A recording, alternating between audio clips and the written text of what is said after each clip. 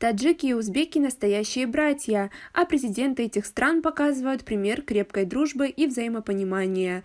Досмотрите это видео до конца, и вы узнаете, что говорят узбеки о президентах этих стран.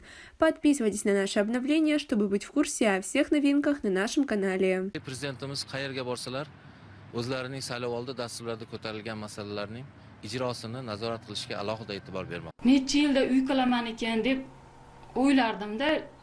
Hozir tushimda ko'rgandek bo'lib, mo'jiza bo'ldi-da. A'zoyi که همینجا داشتیم هوای در وطن بینم روزیم ای با خاکی وطنی خودمون هیچ از کفار ما رو میاب در سرون میسته همین президент تو ناموس داشته باشه اگر. Вы согласны с таким мнением? Свои ответы пишите нам в комментарии под этим видео. А мы продолжаем. Surxondaryo viloyatining misolida men ham o'zimga reja tuzib turibman.